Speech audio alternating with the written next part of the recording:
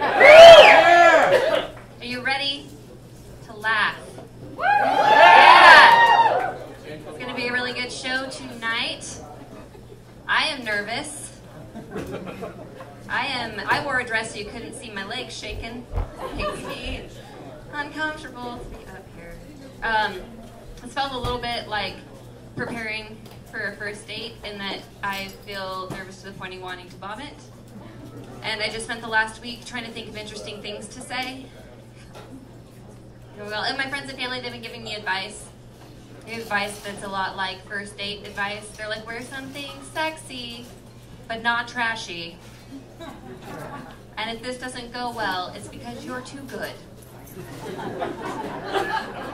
And they can see that in you.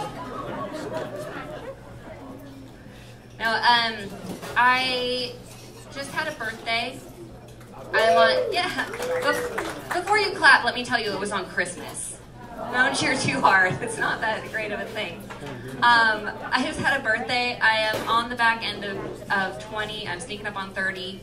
I don't have kids, and I don't want kids. So I did, a while back, what anyone in my position would do. I got myself a lapdog. So that I could still have love in my life. And I love her. Oh, I love her so much. She just follows me around all day looking cute as hell, needing me. It's the best. And she's so smart. She's so smart. You know, like she knows all the tricks. Sit, lay down, roll over. I've been training her in other languages. I don't know if you guys have heard about this, like you train your dog in German. She's good in English. She knows all the commands in English. I've been working with her in Spanish. And in her spare time, she's been teaching herself squirrel. Because she's got such above average intelligence. The other day she came running up to me and she goes, Mama, como se dice? I'm gonna fucking kill you. In that tone, because squirrel is a very tonal language. How do you say that? In squirrel.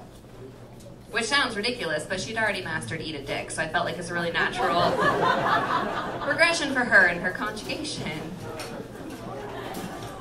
I was raised Mormon. Sorry! I'm not Mormon anymore. I know. Like, so I'm an ex-Mormon. You know, I'm an atheist, actually. I'm an atheist in a bar, and, like, people, that's not popular in Idaho. Being an atheist in Idaho is not popular, but I'm an ex-Mormon in a bar, which is really popular. People just buy you shots all day long. They're like, oh, you used to be Mormon? Shots for her. I used to be Mormon. I'm not Mormon anymore. And my parents can't wrap their minds around this. They can't wrap their minds around it. My dad's like, don't you want to be, like, with your family forever in heaven and with God? And I'm like, yeah, I do. I also want to get sorted into the Gryffindor house and make out with Han Solo at zero gravity, but gravity. And they think I'm the crazy one. Like, I'm the one who doesn't have any brains in my head. I'm like, have you heard the origin stories for your religion? Have you heard that? Like, Mary, Mother of God was just a Nicholas Sparks book from a couple thousand years ago. Did you know, like, some sexy centurion soldier just came wandering through her town looking all Patrick Swayze, offering her the time of her life. And she's just like, take me. 8 to 10 weeks later, he's nowhere to be found. She doesn't want to get stoned to death. And then you got Joe, who she friend-zoned freshman year of college. He's like, I'll save her. He's like, I'm gonna take you out of town for a while, baby. And she's like, that's great. If you could also go along with the whole God did it thing that I've been working. Fantastic. Now we've had the Inquisition, we've got a bunch of homophobia. I'm sure she's up there in heaven, if there is a heaven. She's probably looking down going, you know, if he would have just pulled out or wrapped it in a goat's bladder like I asked,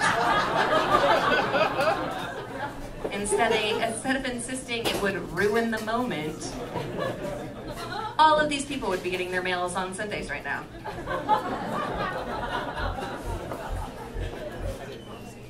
But the Mormon origin story is like even worse than just the general Christianity story, like the Mormon story. Because I kind of pictured Joseph Smith laying in bed playing with his penis. Because he was 14, and that's what 14-year-old boys do, and playing with his penis, thinking, you know what would be great? If I could see more than one woman naked in my life.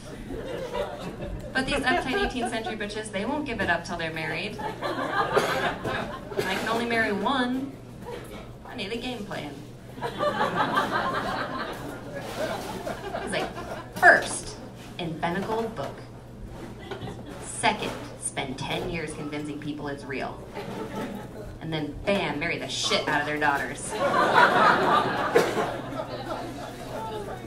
If that's what he did, that guy's a genius. He is a patient genius. But again, if my worldview is wrong, if there is an afterlife, I am sure he is there looking up at the Mormons going, you assholes. You ruined it.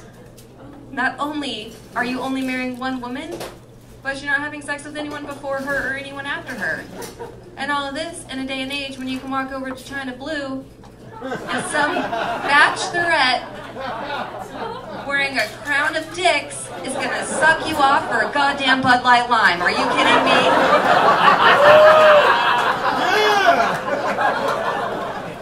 That's not the Mormonism I know and love. No sir and no thank you. Not being Mormon anymore is great. I can do a lot of things I couldn't do before. I can drink. I could smoke weed if I wanted to, but I don't because it just turns into a weekend of me eating peanut butter, watching The Walking Dead, and weeping.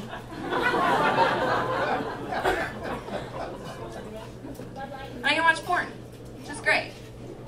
I can watch porn if I want. The other day, I stumbled across some lesbian porn. And about the time I realized it was never going to turn into gangbang porn, I realized a couple other things. First thing I realized is I've been shaving down there wrong.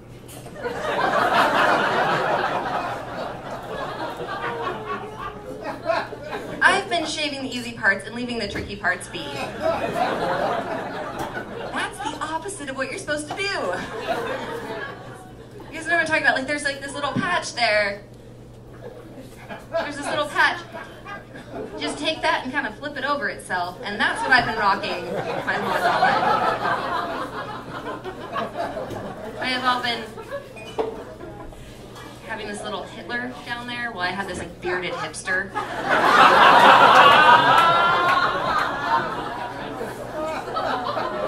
They look like Stanley Tucci at the Oscars, and I'm stuck at home wearing his goddamn turtleneck.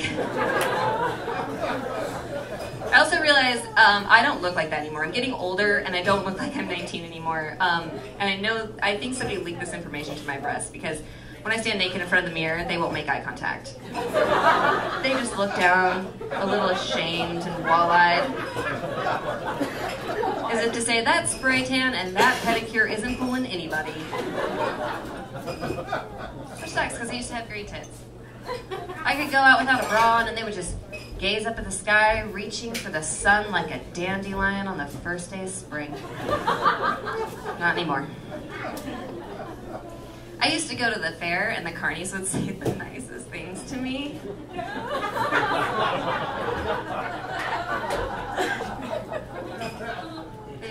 They'd be like, hey baby, you want a free ride on the zipper? Or I got peach schnapps and cigarettes, you want to hang out? To be 14 again.